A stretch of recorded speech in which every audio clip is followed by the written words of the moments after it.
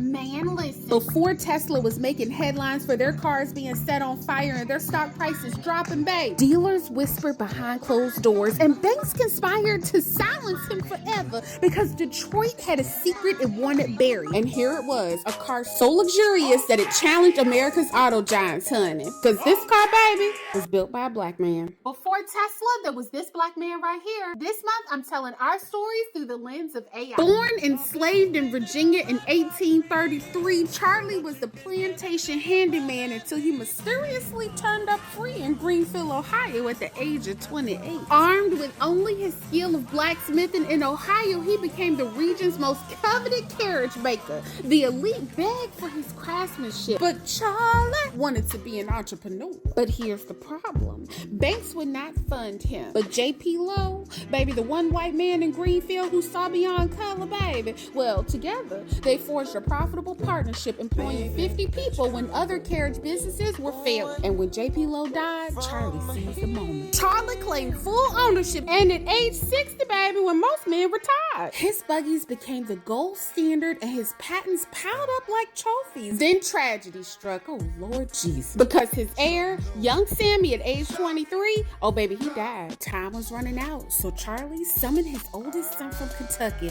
a college man, a football star, not a car man, but a history teacher who saw clearly that the world was shifting from hooves to horsepower. The revolution was coming and he would lead it. So within a few years of his dad's death, at age 44, Freddie unveiled the Patterson Greenfield automobile. That car had 30 horses under the hood, an electric starter when others still used the crank system, and demountable rims. And then there was the Red Devil Speedster, honey, at a time when Ford only offered black cars. Big boy Freddie, baby, produced at least 30 vehicles, each one a middle finger to an industry that said black excellence couldn't exist. While Ford secured $1 million in funding, Freddie had to beg at the banks, honey. And while he opened 3,000 stores, no dealers were willing to sell a Negro-made car. So Freddie had no choice but to pivot to the bus body business just before the third generation took over and his son took the lead. His son generated $2.6 million in sales before the business finally closed in 1938.